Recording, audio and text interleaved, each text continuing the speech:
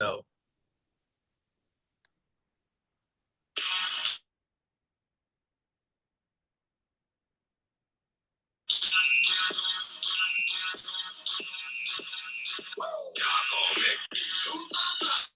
up in here, let's go. In a very discreet location, in Tony G's office, a select group of 30 believers, Crocker Gym key holders, Next Gen Stats employees, and CFP Boulder believers fought and toiled and burnt the midnight oil. It is an honor and privilege to bring you the greatest segment in all of fantasy sports. This is Sea Lies Tears. Thank you, Seb. Thank you, Seb. Just a few announcements really quick before we start the tiers. He has not been officially eliminated by the fantasy app, but we eliminated him, it feels like years ago. This is the second straight year that manager and commissioner Tucker Tolman will miss the playoffs. Also, Vakas still no made playoffs. And to go along with that, the mystery machine, otherwise known as Bobby Hecht, he's teetering on a fine line. Let's see. Let's start with also trade deadline news from last 2 weeks ago, since we took a double bye. Only notable move was between James Cook and Gotham's Reckoning. James Cook giving up J.K. Dobbins and getting back Bucky Irving and Ramondre. Could be a big trade. You know, James Cook's manager, Connor Lyons, was talking a lot about how he needed two backs for week 12, and he got that done. So let's start with the tiers. There's some usual suspects in the toilet. Usual suspects. We don't want to talk about them much, but we got to give a quick shout out to Commissioner Tolman as he picked up big win. Oh, you got something there, Seb?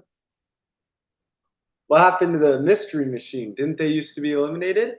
We're gonna get to that on the next slide, but yeah, there's no sight of Hecht, which is normally a sight you see on this graphic. A sight you've seen all year has been that nice 97. But a big win last week for Tolman, taking down AMAC in a razor thin 0.12 point victory. Whoa, clogged toilet tier. What is this? It's the mystery machine. Oh my goodness. He is almost back. That clogged toilet does not mean you are quite uneliminated. What does it mean, Seb?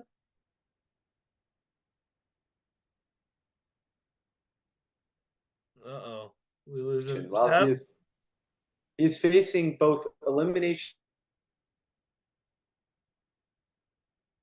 of the year for the mystery machine. All the Yes. marbles. All the All marbles. the marbles there. So let's move on to the next tier. Whoa, double tier here. The committee got a little lazy, I suppose. On the bottom tier, Ain't No Sunshine. That would be Augie Aliaga and the Boys of Summer, as well as Mike Vick's Doghouse. Uh, these guys are facing elimination this week. Doghouse at 4-6, Augie at 5-5, picking up numerous undeserved wins. Guy doesn't have a startable receiver on his team. Doghouse also not many receivers to show for. A lot of running backs, not a lot of pass catching. Then we move up to the credibility on the line tier. On the line. This guy, the committee had a tough choice. They decided that he is facing elimination if Augie wins. If Augie wins and James Cook, managed by Connor Lyons, if Augie wins and James Cook loses, eliminated. Now, if everybody else loses and somehow he drops one to the worst team in the league, TT Smaller Bear, he still is hanging, living by a thread since he has points for, but definitely credibility on the line this week. A lot of chirping has been going on between managers Eli and Tucker Tolman. A lot of chirping. This is a big time battle. It's a shame we haven't seen it yet this year, but we get it this week. Next year, Packers special teams. This is what you call a fraud squad. 7-3, Mito Pereira. fraud squad. This is managed by Aiden Macaluso. His team's got nothing to like except for 3 players. Unfortunately for him, 2 of them play quarterback. He's got Burrow and Lamar, and he's got Jahmyr Gibbs. Other than that, it's a bunch of dog and shit. There's nothing I like about it. I mean, Rachaad White, we've been teeing off on him every week. The committee hates that guy. Rachaad White might as well be a communist. The only other player he's slightly impressed by, Trey McBride. You notice a theme here? Not a lot of great receivers I've named on his team, is he's got none. And so that's where we stand as the committee on Mito Pereira. Marvin was really down on his team, as he has been all year, and that's why Marvin's our best member. Go to the 2023 Eagles and Witness Greatness, managed by Witness Tolman. Yeah, he's 7-3 right now. Great start, but the kinks are starting to show in the armor. Last year, Eagles, great start, but you could see that there was regression coming. Witness Greatness, back-to-back double bye coming up for him. All of the big guns. His entire starting lineup is either on bye this week or next week. Committee projects 2 losses, down to 7-5. He's still got to play James Cook week 14. That's a really pesky team. You know, he should be fine to make the offs, but his team's going to be pretty beat up and going into the playoffs on a cold one, most likely. Best is yet to come. This is the Caleb Glazers, and this is the Raj. This is Sebi. This is the Golden State Gropers. These guys, elite teams. The committee believes the best is yet to come. These guys have great rosters, some injuries. You know, Sebi has Pacheco out. The Glazers have had AJ Brown, a couple other injuries, guys on bye week. We're waiting to see these teams at full strength and to see what they can really do to go up against and the committee also believes these 2 teams should claim first round buys. And you might ask, why are they not on the top seed? Well, Seb, if you want the power rankings or the standings, where can you go? USA Today, I believe. That's is correct. This is the tiers. And the committee believes that just like Jeremiah Smith, money on the rise. That's how we would talk about Gotham's Reckoning and Casper Aliaga. This team is money on the rise. I mean, as Gus Johnson told us, this team's got it all, and they're getting Nico Collins back this week. Dynamic running backs, top 5 fantasy quarterback, elite receivers, best fantasy tight end. I mean, he's got it all. He's got it all. That's going to wrap up Eli's Tiers this week. I think it's one of our best we've done this year. A lot of interesting quirks and kinks. What do you have to say, Seb? Yeah, I'm actually gonna take the dead opposite here. I think this is the worst tiers I've seen all year, and I personally, I don't think it's close. I mean, I'm not sure you got a single team right on this thing. Honestly, I don't know what the tiers are if Witness Greatness is in tier 3. I don't know. I mean, Jamar Chase is probably the best player in fantasy football in my eyes. We got Mike Evans supposed to come back after the bye. He's going to have no Chris Godwin anymore, and now he's just supposed to be a nobody. Brian Thomas, if Trevor Lawrence comes back, James Conner and Kyler have been heating up. I don't like Kyle Pitts, but he's been decent. I mean, I get it. The RB2 situation is an absolute scam, like the worst thing I've ever seen. But yeah, tier 3, I mean, the Packers special teams tier for AMAC just feels like the committee got overpowered by Connor Lyon's hatred for Rachaad White on this one. I'm gonna it's not say just me. It's not just me. I don't think there was any integrity from the committee on that one. I Oh. mean, the bottom tier, Augie's got an extra win on you, and if you don't make the playoffs, sorry, I'm just talk to the committee, not me. I'm saying this is speaking to the committee. James Cook has one less win than the Boys of Summer. They still have to play each other again. And somehow it's possible for T-Boss to get eliminated when he'll still control his own destiny against you. And so I'm just not sure what's going on here. Don't really know how the separation at the top happened. I feel like the roster for Gotham is good and it's got firepower, but I think it's got a very, very, very similar level of firepower. And just the way the committee seemed to speak about it, it seemed like they had this big old gap of like these guys are just competing for second, like it's Steph in a 3-point contest. Yeah. And I don't know. Me and the committee, I'd like to answer your question down below, talking about how James Cook has one more win.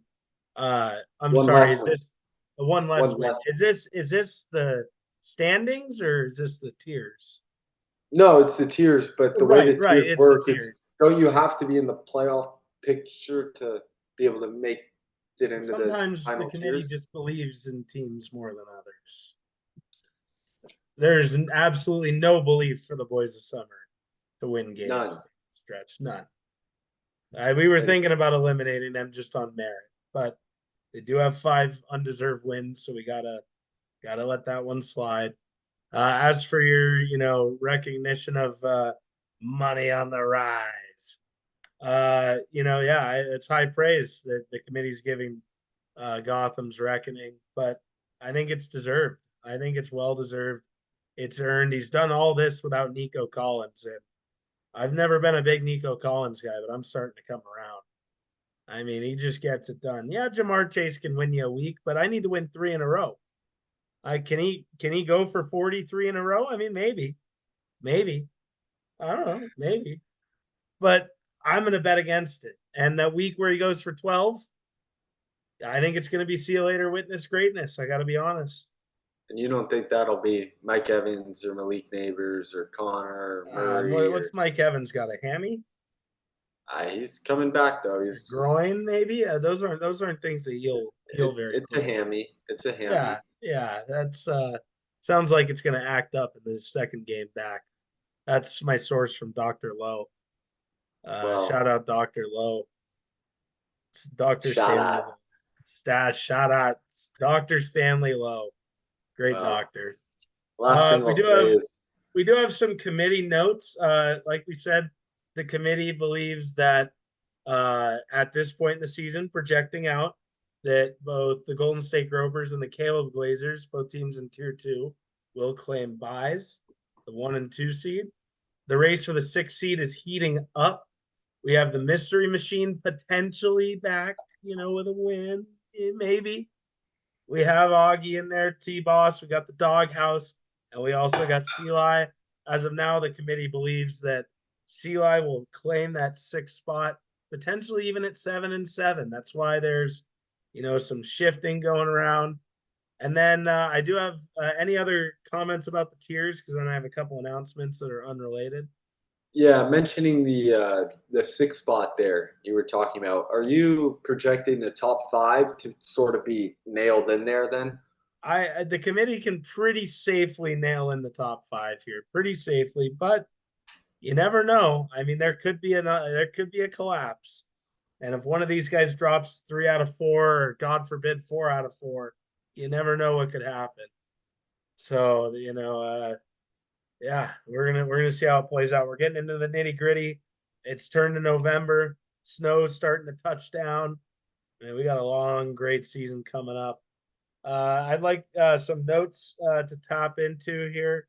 Week 13, we will be hosting a live Sea Lies Tears taping. We'll be inviting guests over the next week. The location has been undetermined, but we're still working on that. Don Senior's working on getting us a venue. Potentially the venue right behind Sebi. That's the Crocker Gym. I played on the A team a couple years in middle school. I had 11 points one game in 7th grade A, knocked in 3 threes. That was my best middle school stat line. I don't remember any of the others. I do remember that one. 3 for 4 from deep. I was nails that game. And then week 14, it's the return of rivalry week in the last week before the playoffs here in our league. That's going to be a heated matchup. We got teams looking to sweep this year, teams looking to split and get back. It's going to be some big matchups. I'm really pumped for the rest of the season here, Seb. Committee can't wait. I can't wait. Can you wait? I can't. I absolutely cannot. I can't either. This is awesome stuff. Yeah, shout out to Tolman for getting a win. Shout out for missing the playoffs for a second straight year in a row. Any other shout outs, Seb? Yeah, I just will keep an eye out in the mail. Hopefully, get them out by early March. Have the invites out to my champs dinner and league meeting where I'll make sure to push the trade deadline back for everybody and Yeah, hopefully we figure out we a have a couple lot other of things to discuss at next year's champions dinner. Yeah, after my dinner, it'll be good. Yeah. All right. That'll do it for Sea Lice Tears. Thanks for joining us.